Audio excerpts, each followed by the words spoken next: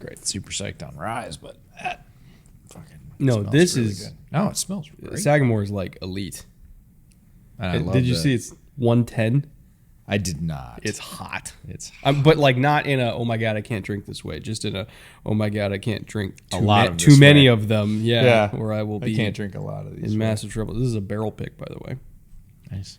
So Sagamore is one of my favorite ryes, and it happens to be product of Baltimore. There you go. Set that in front there. Because we're talking Ravens today. A little bit of local flavor. Yeah. Oh, you know what? I have some Old Bay. We should have done Old Bay wings for this too, or at least Old Bay fries, and really just Baltimore'd it up. We could have. Yeah. Oh well. Next time. Maybe for the AFC North. When we get really bougie, we'll have blue soft shell crabs. Ooh, they're so good. You know, I just think we have to go out to Baltimore for a game. How about that? Yes. 100%. As a guy that used to live very close to there and take weekend trips to Baltimore and Annapolis and everything, it is one of the most beautiful places in the country. It's gorgeous. Some of our best friends live out in Bethesda. It's not that far away. No. It's like 45 minutes, right? On a good day. It's kind of like I here. know. It's that whole region can get giga-fucked by traffic pretty quickly. Indeed. That is an accurate description. All right. Anyway, it's Ravens Day. We're talking scheme. We're talking personnel. We're talking coaching. We're talking draft, free agency, everything you need to know about the 2023 Ravens. And we'll come back on the other side of the intro with, a lot of really nerdy-ass football talk. Jay, roll it.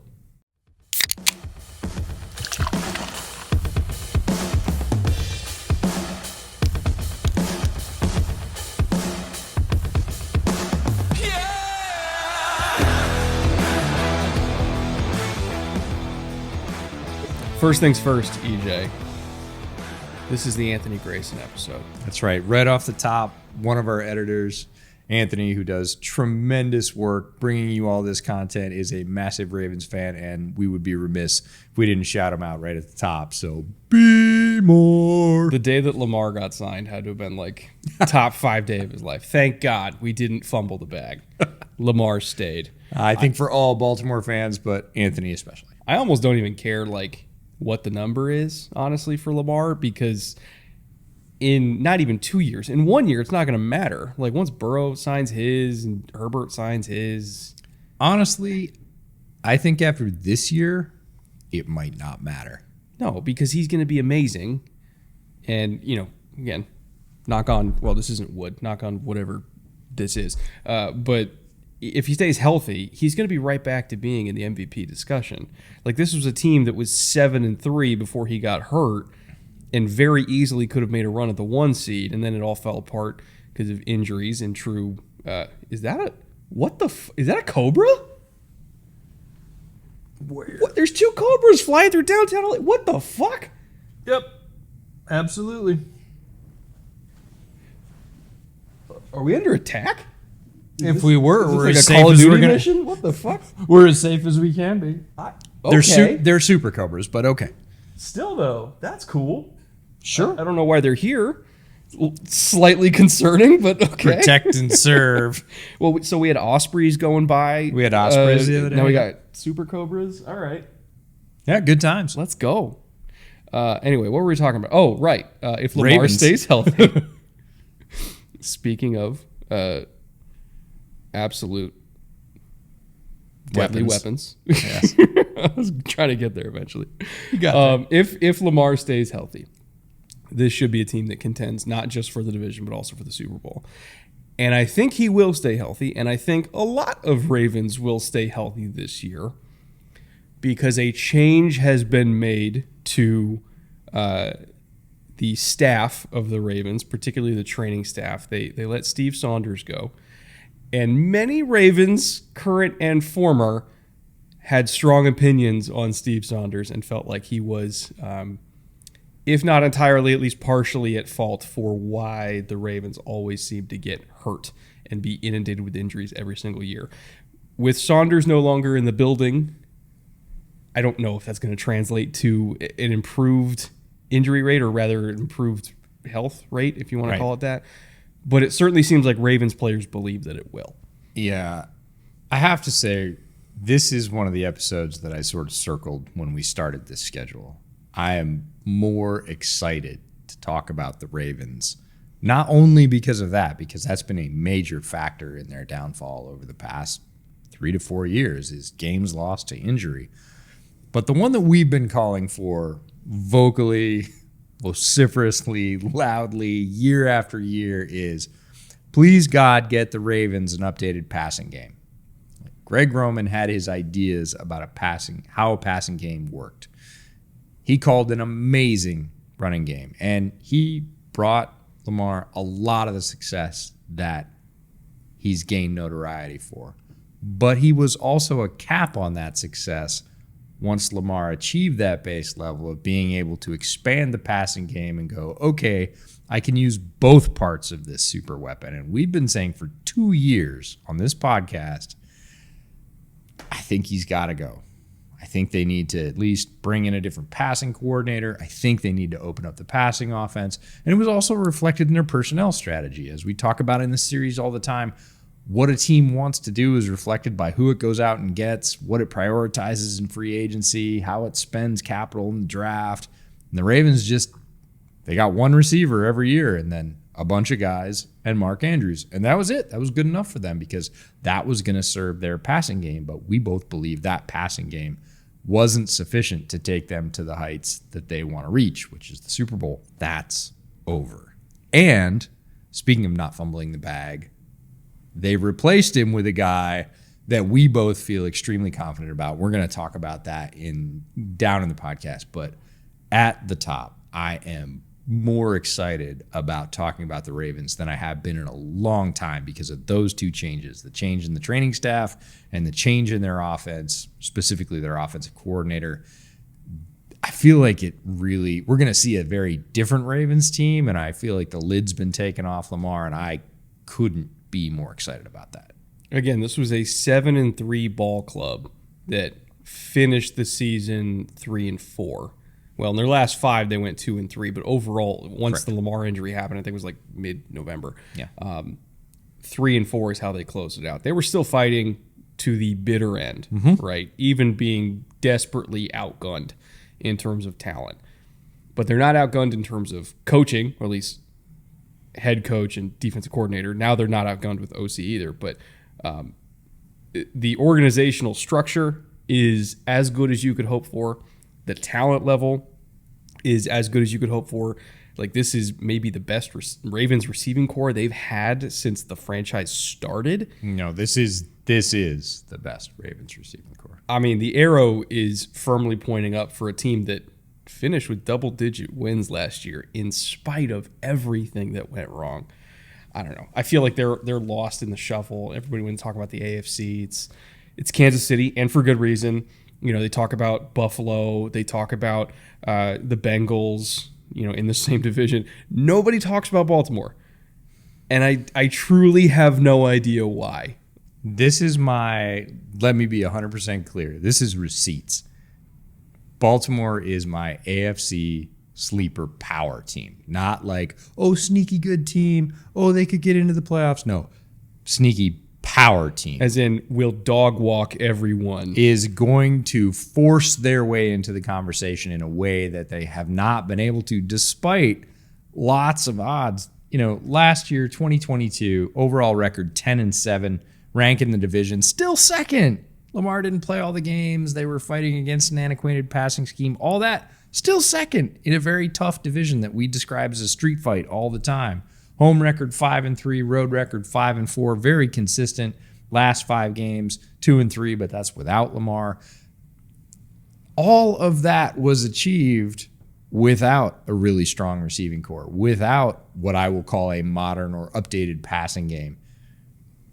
Harbaugh's teams always fight. He's very much like Tomlin in that way. Mm-hmm. They don't give up no matter what. Now, a couple of roadblocks have been kicked down in front of them. They won 10 games last year, and you're right. Nobody's talking about them. I'm going to say right now, early on, in June, fully expect the Ravens to be kicking around at the top of the AFC power structure. What's really interesting to me is, again, this was a team that ended up with 10 wins. There was a lot of teams that ended up with 12, 13, 11 to 4, anywhere between 11 and 14, right? Sure.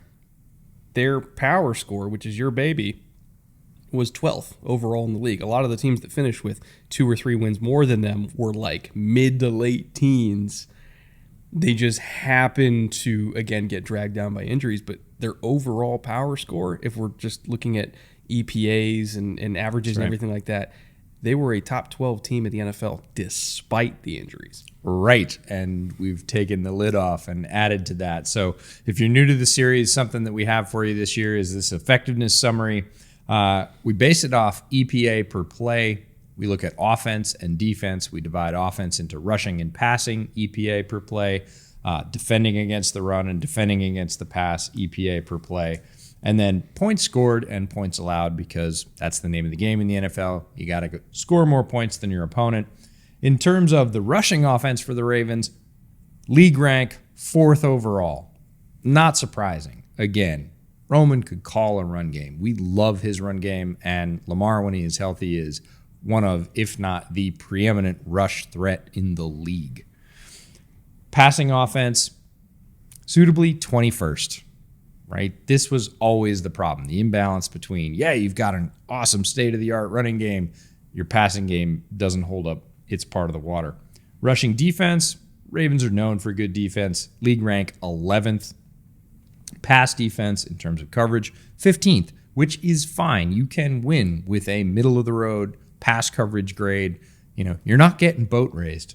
In terms of points scored, they scored 350 points. That was good for 19th. In terms of scoring defense, they were elite. They only allowed 315 points. That was good for 3rd overall in the NFL. You limit other teams' scoring in that way, you can keep yourself in a lot of games. And it's one of the reasons they ended up with double-digit wins.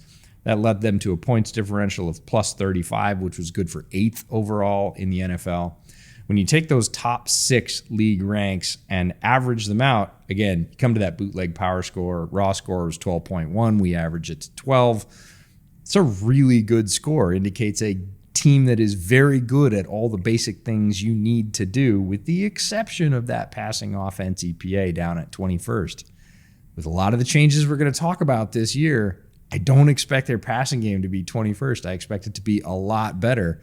This is a good team that looks to be able to get a lot better quick. Schematically, they are the most fascinating red zone defense in the NFL. And I'll give it a couple years before I do an episode on it, because it is really cool stuff. But overall, yes, well-coached team. I'm a big fan of Coach Mack. He's a great defensive coordinator. He's going to keep being a great defensive coordinator. And I really can't wait to see what he does. In terms of scheme information that I can go over, like at a very top level, like these are all things that everybody knows. They're all statistics everybody knows. Well, not everybody, but they're available. They're available. They're in the ether. I want to go over coverage information first. They were a very aggressive defense. They were 6th in the NFL in calling zero. Like when they really had to get after somebody, they were going to call zero. And for the most part, they were also pretty good at calling zero and not getting burned by it. They were fairly low in calling middle field close man coverage, i.e. cover 1. They were 29th in that, but they were very prevalent, or rather they really loved calling cover 3, so middle field closed zone. Again, it's all match zone, so it kind of plays out like man coverage to a degree. Some call it zone with man principles. Some call it man with zone principles. It's match 3, right? But they did that a lot. They were 13th in cover 3. They were 19th in cover 2, kind of below average there. But they were 14th in quarters. Again, match zone principles. That's what they're all about. Again, red zone. They were very good at running match zones in the red zone. Quarter, half, they were 7th. But unlike some other defenses in the NFL that leaned very heavy into quarter, half, or half, quarter, they were actually really good at it. They knew what they were doing. Again, Coach Mack is a phenomenal teacher and a phenomenal coordinator. And they didn't really call a whole lot of two-man. They were 24th in that. So overall, their coverage structure, if I was going to compare it to anything, it would be kind of a Nick Sabanese-ish type of Alabama, Georgia type. Not entirely, but there's a lot of that DNA there. but even more on top of that. And not to mention, when you have a whole bunch of NFL athletes running it, it's going to look pretty darn good if everybody's playing their role and knowing their responsibilities. There's a lot of checks in this defense. It's not a simple one, but it has answers for everything, and they are very, very good at running it.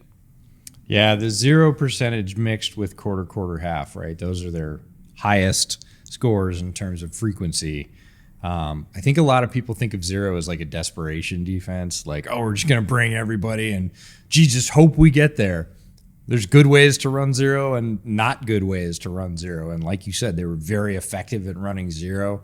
Sometimes they ran that early, and that caused folks to panic or have their play be smushed, behind the line of scrimmage.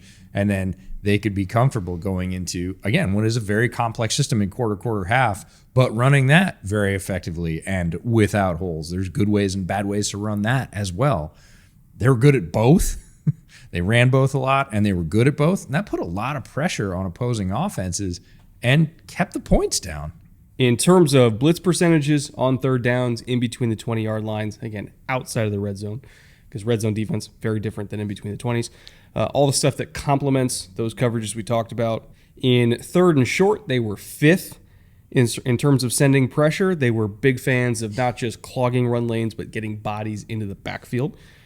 They were a very blitz-heavy defense overall, because in third and medium, they were also 11th in blitz rate. In third and long, they were 4th in blitz rate. They sent pressure relentlessly. And part of that, in my opinion, was because they didn't totally believe they could get pressure with 4, and they believed more in their coverage on the back end holding up while sending extra guys rather than allocating 7 guys into coverage and getting there with 4. I think that was more of a, here's the only way we can get pressure. But again, their coverage was so good that they were able to do it and get away with it. And they were a fantastic blitzing team overall. In terms of their stunt percentage on third down overall, they were 13th at about 46%.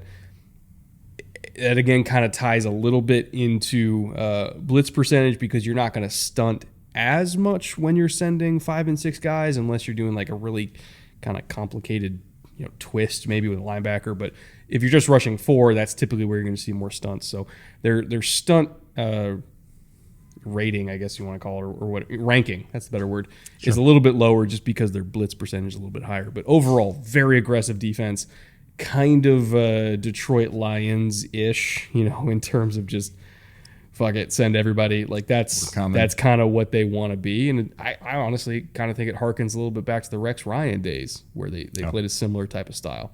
Yeah, and I love the idea is 13th as lower. I know. Like it's still almost top third. And if you look at those blitz percentages for down and distance, 5th, 11th, and 4th. This is not a team that rushes 3 and drops 8, like hardly ever. And they're going to bring extra guys and put you under pressure, make you make a decision very quickly. And they like their odds in those scenarios because they kept doing it. And they were very effective at it. There's lots of teams that do it. We talked about why the Bears did it. It's because they didn't have any other options, and they weren't particularly good at getting home in that situation. Ravens are the flip side of that coin. They did it really often, and they were good at getting home. So commensurately, points for opponents were lower. They ended a lot more drives than a team like the Bears did that had again, high blitz percentage. But make no mistake, they are coming. In terms of their rushing offense, we talked about it a little bit earlier with what Greg Roman did last year. Because Roman's not there anymore, I kind of want to also bring in what Todd Monken did at Georgia, who's the new offensive coordinator, and kind of compare and contrast the run games that Monken coordinated versus the one that Roman coordinated. Monken's a very, very good offensive coordinator, by the way, but we'll get to him. When you look at the Roman run game, they were 25th in outside zone. They were 30th in inside zone, which is shocking to me considering how much pistol and gun they were doing, and they have mobile quarterbacks. That typically translates to we're running inside zone 35, 40% of the time. They were at 8%. They didn't really do it. Nope. They were 23rd in duo, which also kind of surprised me because you always think of man blocking schemes with them. But they made up for it by being 24% power, which is first by a lot in the league. They were also first in counter by a lot.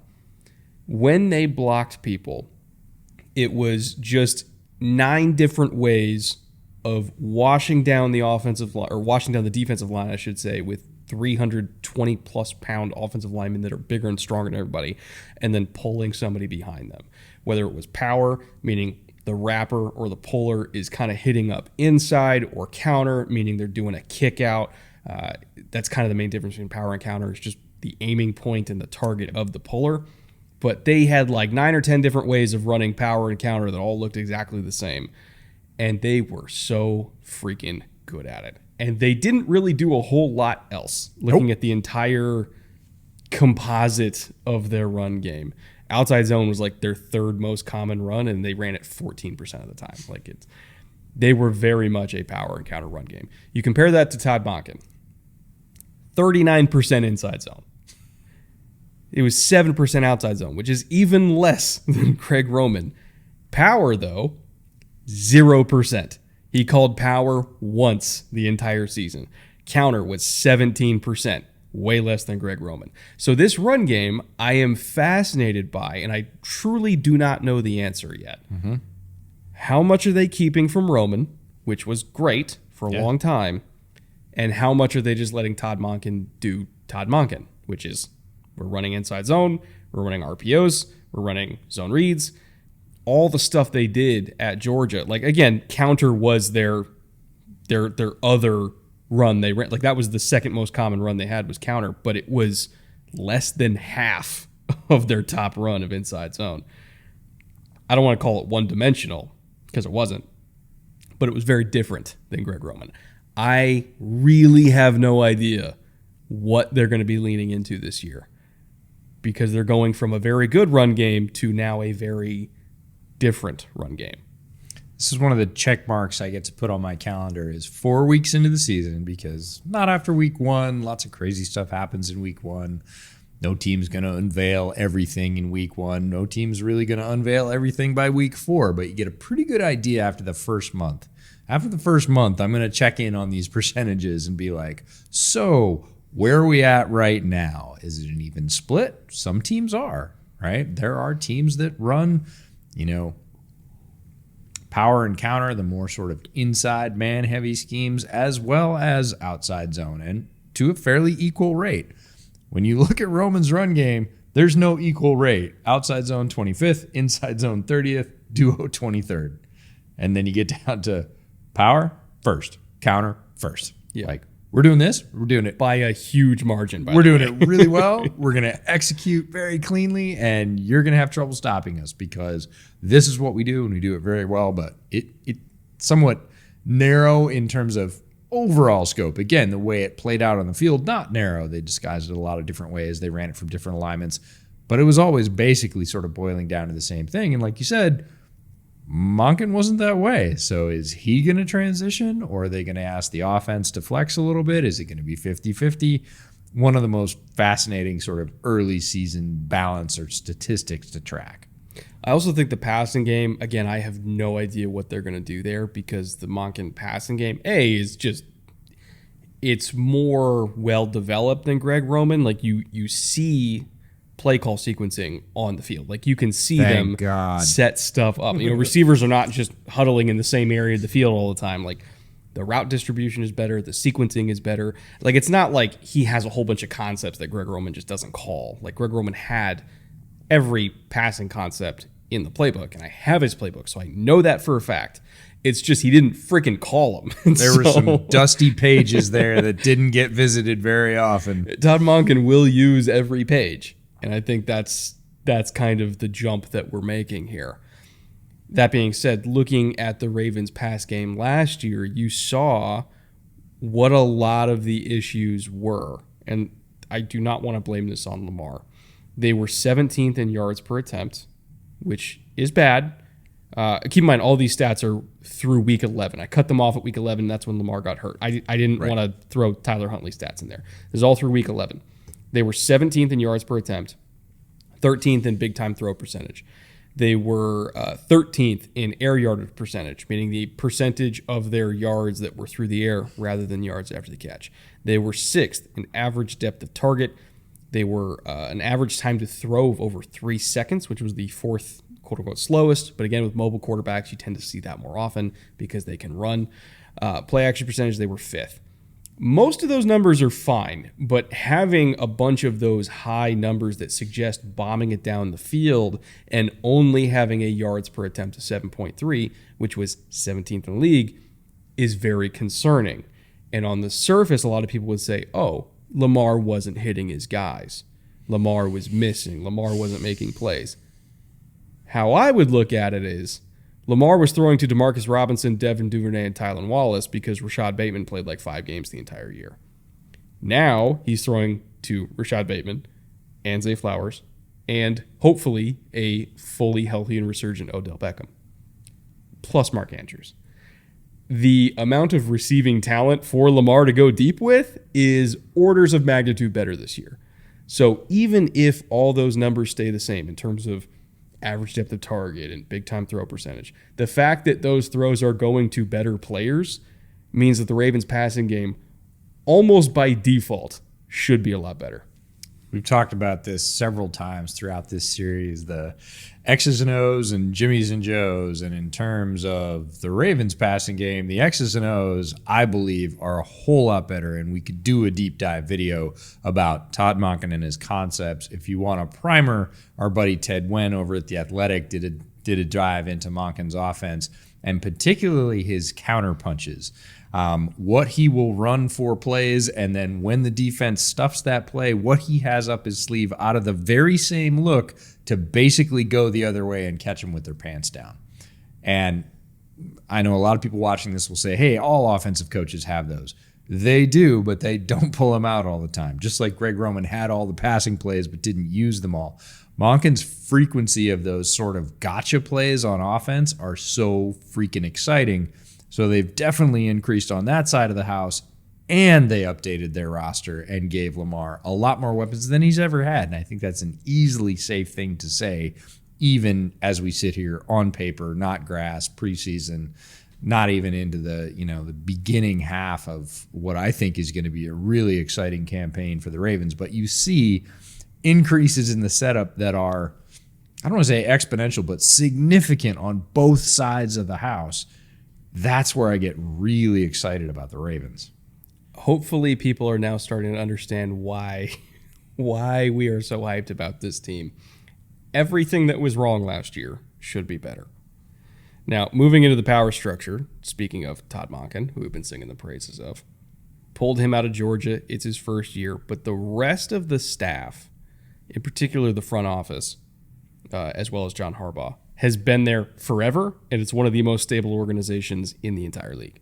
Yeah, GM Eric DeCosta took over. He was the handpicked successor to Ozzie when he left after a very long and very successful tenure that I think should put him in the Hall of Fame again as a GM, not just as a player. And DeCosta and Harbaugh understand each other. They have a very strong handshake between coach and GM, and that leads to getting players that fit your system more often and less misses overall in the draft.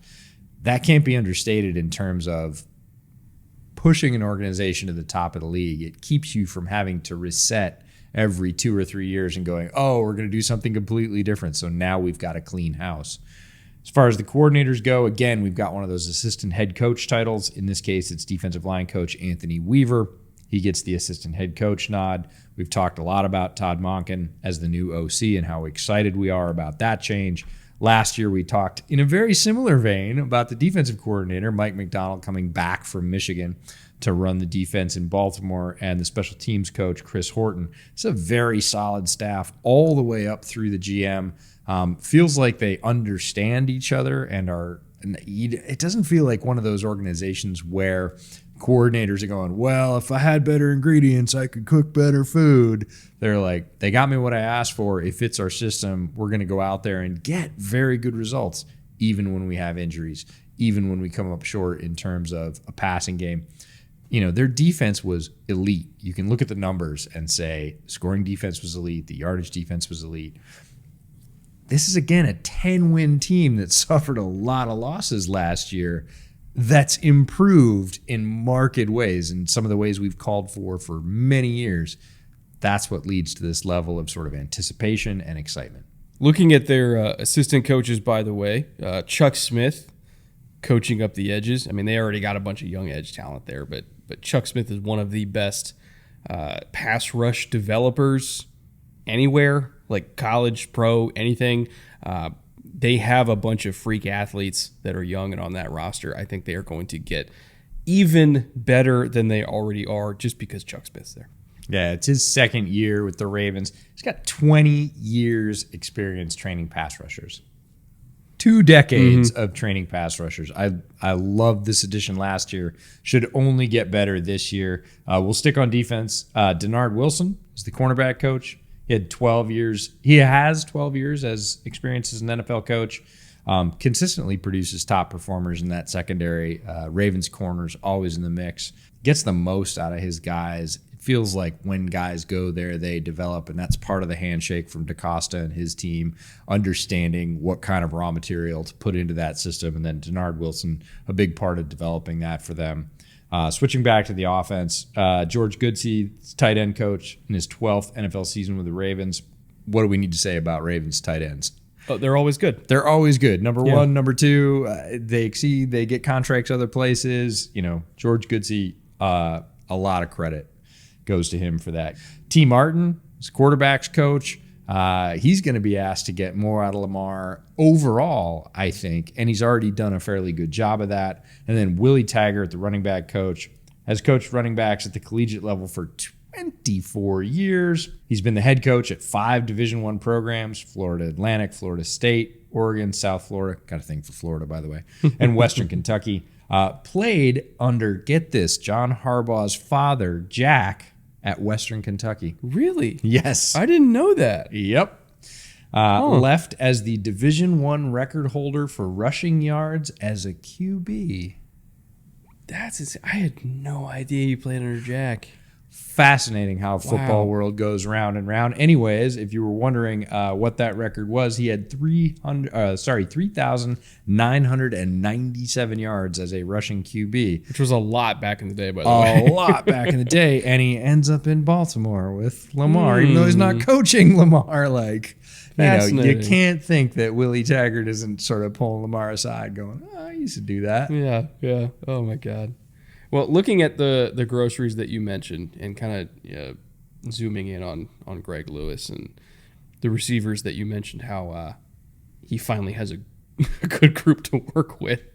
I kind of want to talk about the receiver group in general, because Zay Flowers, when we go over the draft, we'll talk about the entire draft class, but I really want to talk in specifics about Zay Flowers right now, because they took him in the first round, and we knew that they loved him because we had heard even back at the Shrine Bowl that they literally told him, if you're there, we're taking you. We just don't think you'll be there.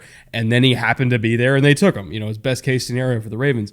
I think that the discussion going on right now between Bateman and Flowers, who is the heir apparent, is the most underrated discussion about the Ravens in general. Because you have these 2 first-round/former first-round picks at receiver with somewhat similar skill sets, different size, but I would say they both make their money in similar ways, being great route runners, really explosive in short area, can beat press coverage, can line up inside, can line up outside.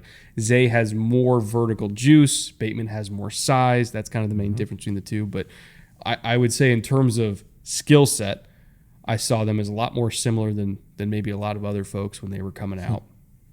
And then you have Odell, who, when Odell's at his best, he is both of those things. Like, he has more size than Zay. He has more explosiveness than Bateman, again, when he's healthy. Plus, he's a great route runner. Plus, he catches everything. Plus, you can line him up inside and outside. Both of these young guys are kind of competing for heir apparent to be the wide receiver 1. And the Ravens haven't had a true wide receiver 1 since Steve, right? Like 5-6 years ago, whatever that was. And I think when you look at kind of like, for instance, where they're going in fantasy, like they're going as wide receiver 44 and wide receiver 44. Like, they're literally tied. The ADP is the exact same, 88.2. People don't know which one to take, and so they're taking them. I'm not even getting back-to-back. I understand. They're going back-to-back in basically every draft because people don't know who to prioritize. And I think that The people who are unsure are looking at this the wrong way. It's not an either or. It's a yes and. The Ravens will be in a lot more 11 personnel than people think. Yes. They are not going to just be in 21, 22, 12, 13 personnel, all the big stuff that Greg Roman prioritized. They're still going to run the ball a lot, but they're going to do it from 11. They will be spread out more under Todd Monken. So it's not a who's going to be on the field, Bateman or Zay. It's going to be they're all on the field together. They're just playing different spots. Bateman's probably going to be outside along with Odell. Zay's probably going to be inside. It doesn't mean that they both won't eat. And I think the paralysis that we're seeing, and again, both of them are going as wide receiver 4s in fantasy right now. And the paralysis we're seeing is people don't know how to interpret the situation.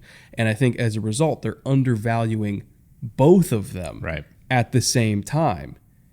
So, which is great for me because when I'm drafting, I can get both of them and not have to worry about it. But I think that if you're looking at this Ravens passing offense and the first receiver that you're seeing go off the board from this passing attack is like the 7th, 8th round, maybe 9th round in some drafts, that's wrong. Like, this is going to be a very explosive passing game. You should get as many pieces of it as you can, and they're going way too low. All of them are going way too low. It's a bit like slicing it too finely, right? Well, I want the best one. Well, what if they're only 20 or 30 points overall better than the other one? Take either. Yeah, it's like a 1 point difference per game. Yeah. And I think they are going to be successful. I think the Ravens passing game in general has a stink to it from the past, 8 years, where there just haven't been stars outside of Andrews, right? If it was a wide receiver, come on. How many Ravens wide receivers have you taken in fantasy? I'll raise my own hand. Well, I took Bateman because I think he's great. I think he's great. And it doesn't matter. You could name names. And because of the system more than anything, a lot of those guys have been suppressed. A lot of those guys are with other teams now. They went for low deals in free agency. It just doesn't feel like we ever really got a fair assessment of where they've been. We saw like a flash of Bateman, but I still don't think that we've seen like prime Bateman in an NFL passing game. And I feel like this year we're gonna. That's exciting. Zay, everybody knows we're excited about Zay ever since we, interviewed him at the Shrine Bowl. There's gonna be a lot of good options. There will be what I will call typical questions about spread and distribution that you would find with quote unquote regular NFL passing games that haven't really applied to the Ravens. Those things will come into play, but don't shy away because you think, it's the Ravens. They just don't throw the ball. That's going out the window. Yeah. You are going to see more spread. You are going to see Monken leverage wide receivers in a way that, it's fair to say Greg Roman never did. We'll see who ends up good or better or best, but don't stay away just because they play for Baltimore. I just think people are so stuck in the old mentality of when trying to draft anybody from the Ravens offense, it's like, who's the guy, right? Yeah, because there's only one. There's only like one receiver on the field. It's like, which ones is it going to be? Yeah. And now I think what people need to kind of retrain is like, look at it more like Cincinnati, where it's not who's the guy. Like, obviously Jamar is the best, but it doesn't mean you don't draft T. Higgins. Doesn't mean you don't draft Tyler Boyd. And people are still approaching it that way of like, they don't know which one to take, so they're taking none of them when they should be taking all of them. You don't have to do it on like all of them on one team, but they are going to spread the ball around so much this year that I'm not hyper focused on I have to get Rashad Bateman because nobody else is going to get the ball. Right. I can get Rashad Bateman because I know that despite everybody else being on the field, he's still going to get the ball. I don't know. It's a different mentality, I think, in terms of how their passing game is structured. And it's better for fantasy, also better for real football as well. Yeah, an absolute sea shift, sea change in terms of how people view the Ravens passing game. Again, both for quote unquote real football and fantasy football. Shout out to our main sponsor, Underdog Fantasy, for making everything we do for the next 2 years possible. I wouldn't be here without their support. You wouldn't be seeing all this really cool 4K content. So check them out. They'll absolutely match your deposit up to $100, double your money. You can spend it on best ball drafts. You can use it for scouting in terms of dropping in and seeing where people are going before you do your home league draft that really matters to you. There's a million ways to use the platform. We couldn't be more thankful for their support. Also, by the way, when you are doing either of those mock drafts or if you're trying to get on Best Ball Mania, which is a $15 million prize pool this year, there is one particular Ravens skill position player that is being more heavily targeted than I expected. And it's not Mark Andrews. Mark Andrews is tight end 2, and for good reason. He's going in the early third round. By the way, that's not going away. That's not going away. Lamar he still should be loves TE2. Mark Andrews. No matter what, he's going to be in Monken's ear going, no, don't take that out. I throw that one to Mark. For me, though, the J.K. Dobbins hype train, it's not that I'm completely off, but I do think that people are maybe box score scouting a little bit too much here. Okay.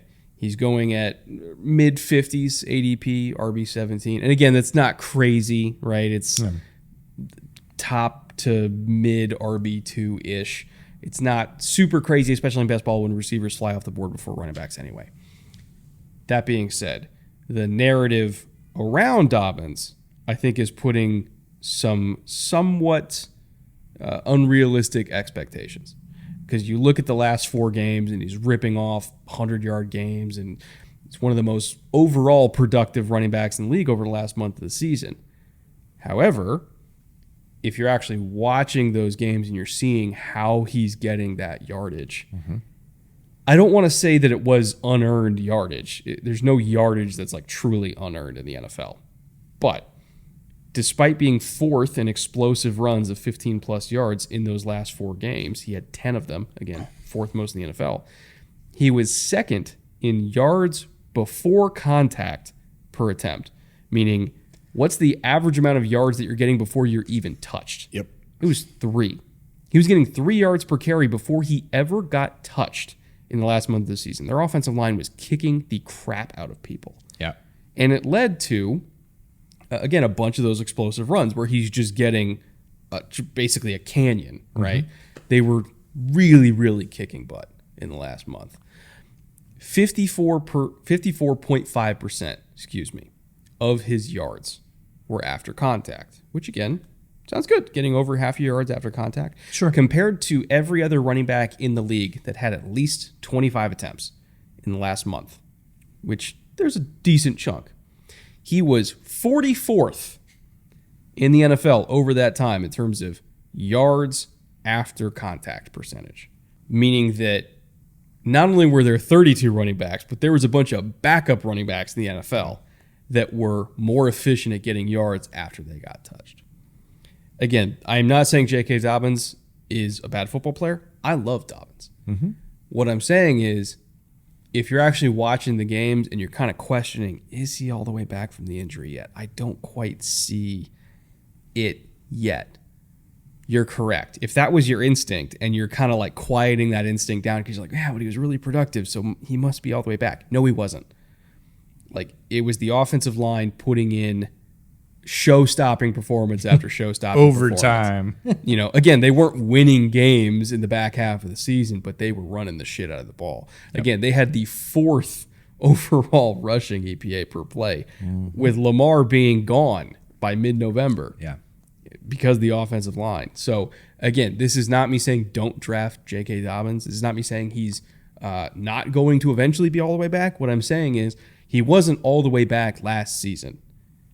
And I think that the expectations for him of like, oh, he's going to get 1,400 yards and double-digit touchdowns and everything like that, I'm not ready to put those unfair expectations on him unless the offensive line plays like it does again, which, again, as we went over, their scheme potentially is changing pretty dramatically here. So we don't know if they're going to put in the same kind of work they did.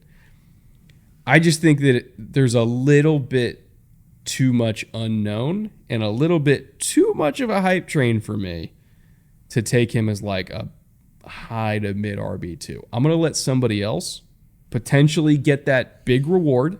I acknowledge it's a big reward, but I also feel like this could potentially be a a box score scouting situation that leads some people down the wrong path, to say it nicely. Yeah. I hope he doesn't have to, is my answer. I hope that he gets like 1,100 yards and they're good ones and they're efficient and it's high percentage and they're spreading the ball around enough to those wide receivers. We talked about the balance between two of their top three wide receivers. I hope Odell Beckham Jr. comes back strong. He hasn't been particularly strong even over his most full seasons in the last couple of years.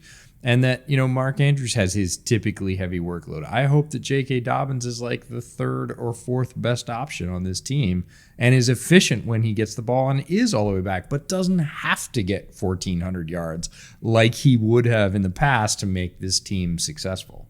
Right now, Dobbins is going ahead of Miles Sanders in Carolina, which, again, another offensive line that kicks the crap out of people. He's going ahead of Dameon Pierce. Ew. He's going ahead of Madison, who's going to be the RB1 in Minnesota, assuming. Assuming, but boy, that's a pretty good assumption. He's going ahead of Isaiah Pacheco, which is about where I start to be like, okay, we're close. But yeah. Isaiah Pacheco is going to be on arguably the best offense in the entire league and getting all the red zone touches.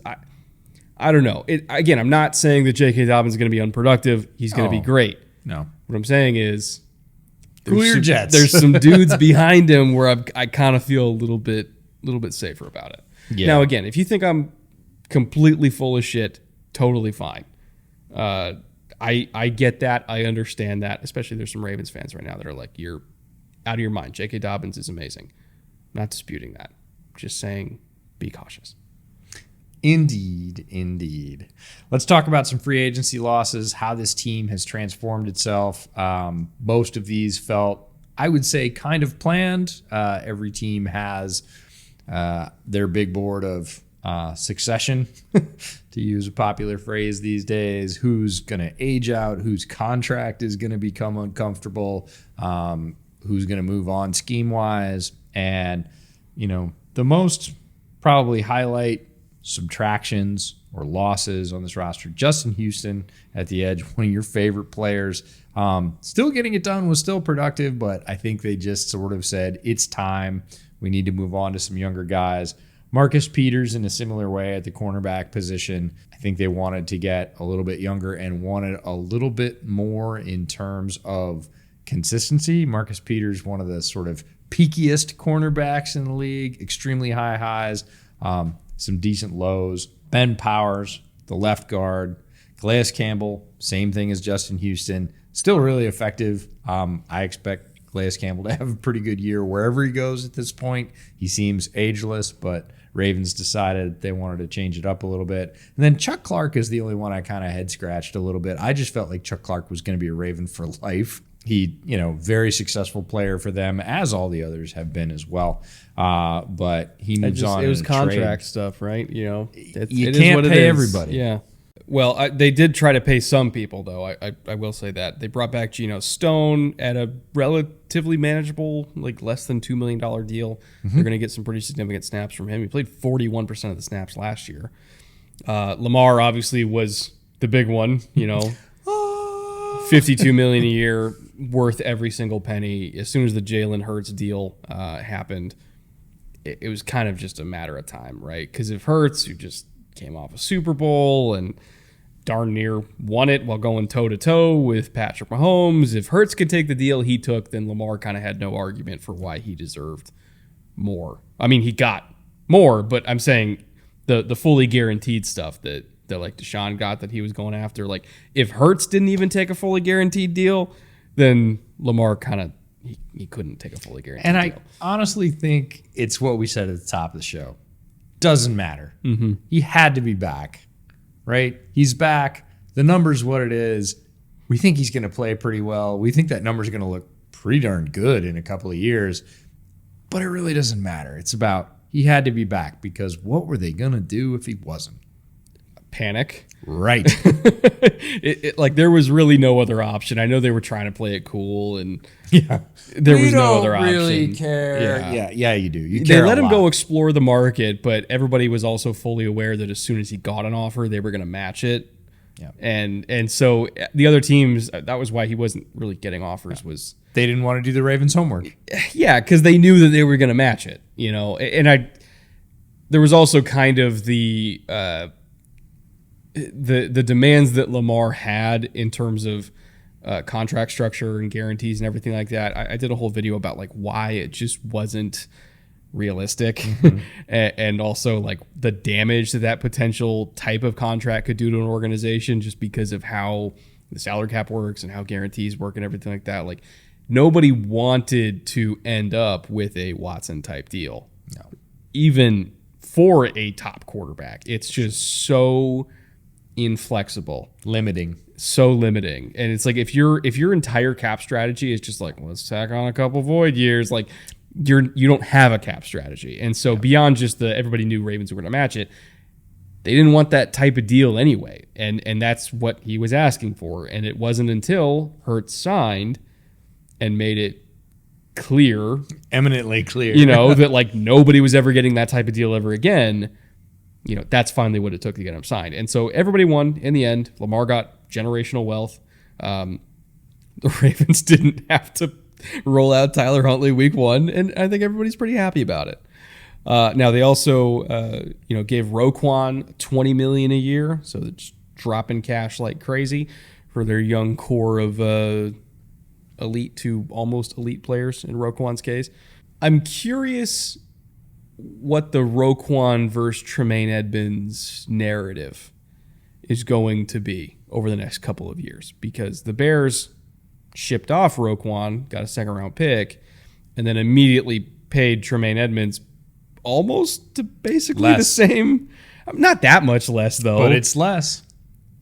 It's within the same ballpark. It's within the same ballpark, but it's less for a younger player. I know, but I'm just really curious to see what the narrative is going to be over the next couple of years, because they will be compared to each other 100%.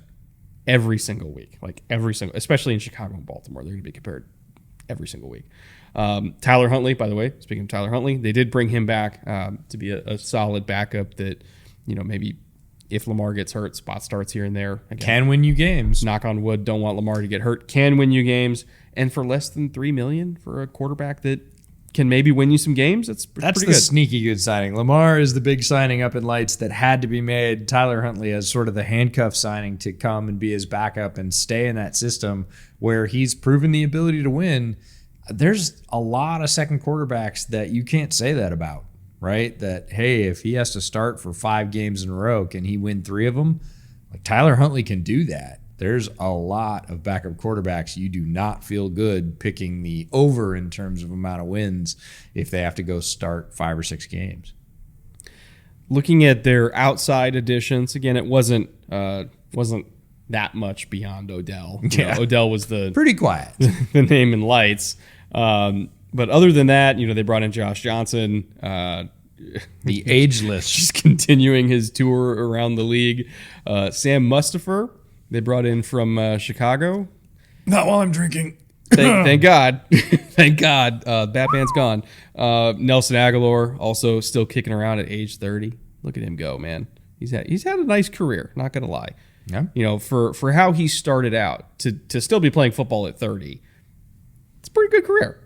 Very solid. And then Rock Ya-Sin, they brought him in as well at corner for a pretty manageable $4 million deal. So they spent most of their money in-house, which anytime you pay a quarterback crazy-ass money, yeah, you're going to spend most of your money in-house. But still managed to drop a couple dollars for outside help, mainly Odell. This was very much a go-for-it offseason for the Ravens. Yeah, they lined it up. They needed to get Lamar. Like you said, they tried to play it cool for a long time. That dragged out longer than I thought it would. That handicapped them a little bit because they couldn't commit money that they were going to need to eventually sign him to go out and splash into free agency. They made solid additions.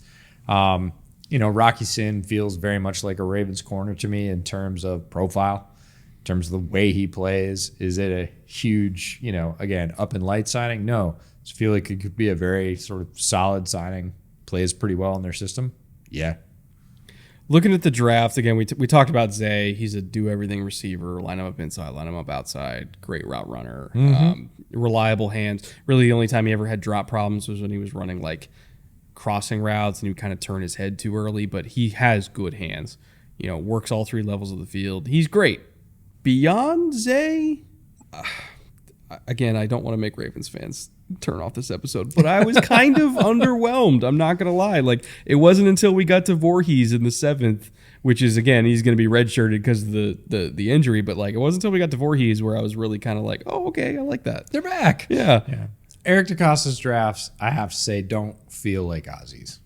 They don't carry those sort of depth picks all the way through the 4th, the 5th, 6th, 7th. They'll nail the early stuff, right? Yeah. But some of the mid to late stuff, I'm kind of, I don't want to say underwhelmed. Maybe that's the wrong word. Underwhelmed isn't right, but I am whelmed. You are whelmed, yes. The Ravens were the kings forever of letting the board come to them, and well into the late rounds as well. They sort of wouldn't deviate from script, and they would just wait, and it was like, what you do in your mock drafts, right? I can't believe this guy's still on the board. I'll take him. And the Ravens were the kings of taking those guys for years and years.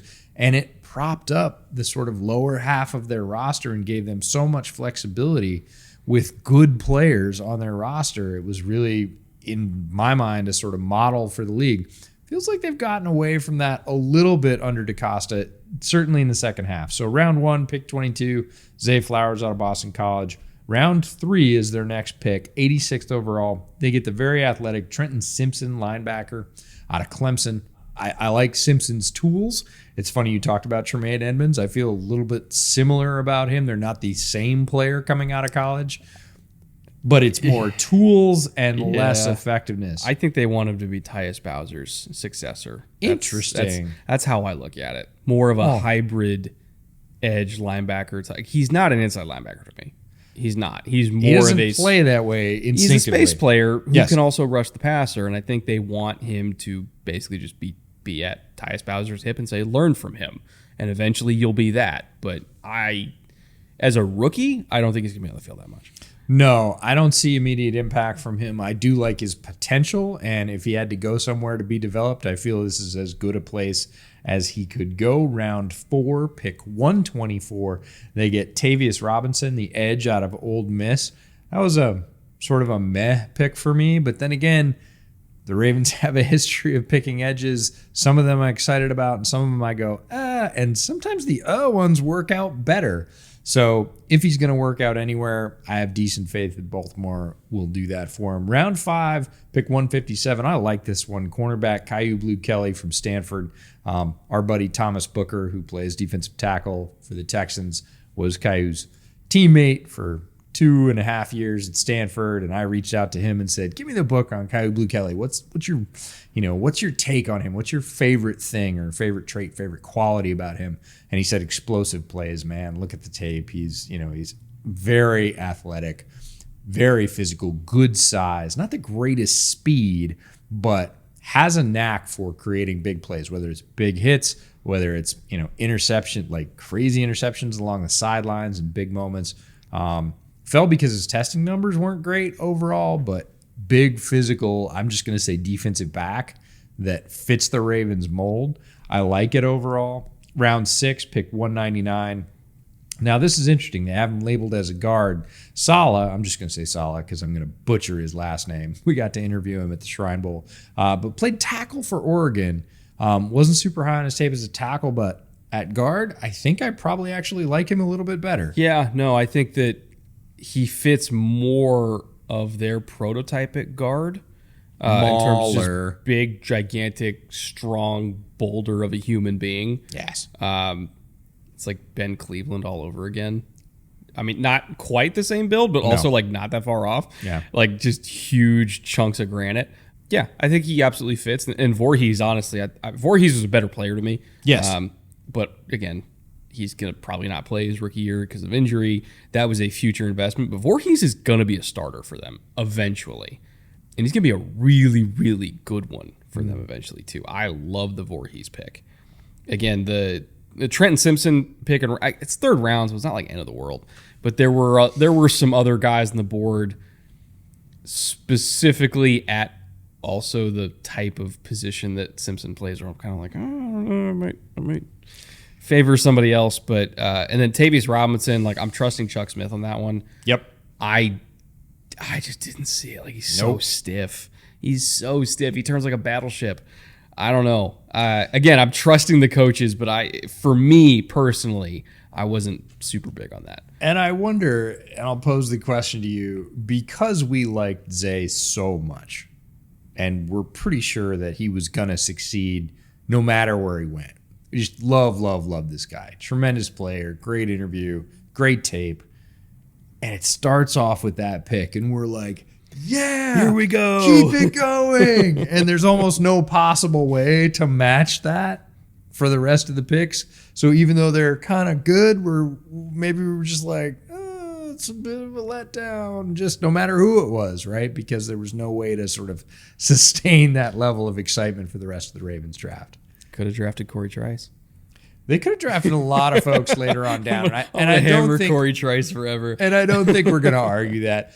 It's a little bit underwhelming in total. Started off extremely strong. And again, we're going to trust the coaches on 2 or 3 of these guys because we believe that, look, they've got a historical precedent of developing players just like this. A few of them are going to hit.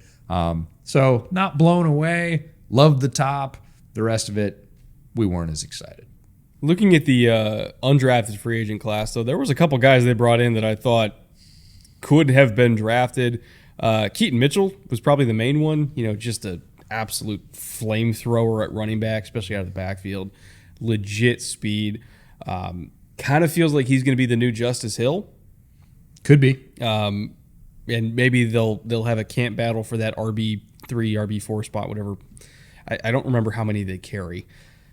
Typically 4.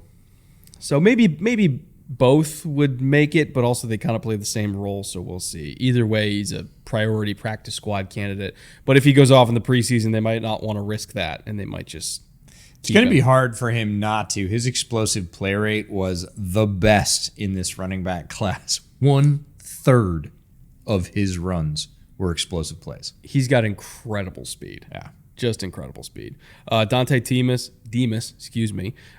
from Maryland, keeping the Terp in-house. Again, very, very talented player, unfortunately with an injury history, so hopefully he gets back to being eventually what he was before, before a very, very scary, traumatizing injury that I'm not even going to put on screen because it's really bad. And then Travis Vokolek from Nebraska.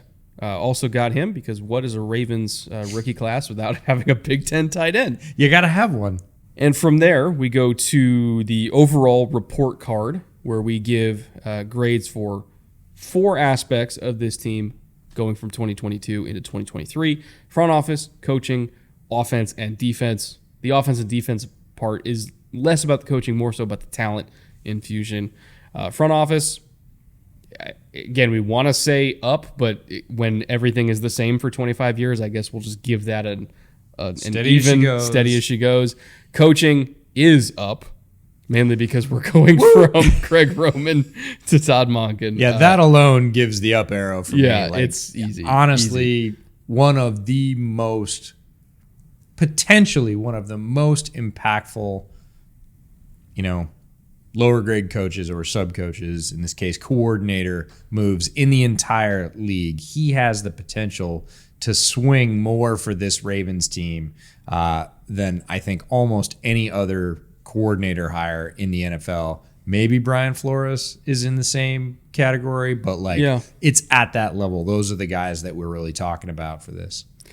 Offense also up. And again, it's not even just about Todd Monken. It's more so about the talent infusion at the wide receiver position. Again, this might be the best Ravens receiving core ever in their maybe close to 30-year history. I think it's like 28, 29 years, something like that. This might be the best group of receivers that franchise has ever had, which says a lot. So can't do anything but up there. And then defense, we're just going to keep the same because we love their coaching staff on defense. We love their talent on defense. They didn't do any sort of jaw-dropping additions or losses when it came to free agency or the draft. Like obviously the Calais Campbell loss in the locker room hurts a lot, and the Chuck Clark loss in the locker room hurts a lot. So maybe you could do like a slight tilt down on the arrow, but in terms of like talent on the field, I don't necessarily think they've lost enough for me to be like, oh, they're going to be worse. They're still going to be great. It's a great unit coached by very good coaches. Yes. And they still have some young talent, especially at edge, that, man, if they get a lead on you by like 10 points, pack it up. Yep. Pin their ears back, butter the top of their heads, and let them blitz. Ceiling and floor now. EJ and I both have the same ceiling for this team in terms of wins at 13, which I know we've been talking them up as like Super Bowl contender the entire time, so maybe that seems low, but 13 in the AFC is still really, really hard to get. And I think that they could very easily hit 13 if everybody stays healthy. Again, that is the biggest caveat with the Ravens every year. Can they stay healthy? They could be a 13-win team. They could be a first seed. The entire conference could run through Baltimore. 100% possible. If the wheels fall off and they get hurt and ravaged by injuries again, just like last year, they still won 10 games last year. That's right. So the floor is not going to be as low as a lot of other teams where we kind of caveat it with injuries. I'm going 9. And that's only if Lamar misses more than half the season. You know, he was knocked out in November last year. If he goes down in like September, October, okay, yeah, we can go to 9. But other than that, this is going to be a double-digit win team. They're going to be a playoff team, and they are going to be a nightmare for everybody. It's a ton of pressure for this Ravens team. They have one of the best rosters they've had in a while. They have their quarterback secured. They have an opening on offense to be very good. If that doesn't work, the bedrock of the Ravens offense has always been their rushing attack.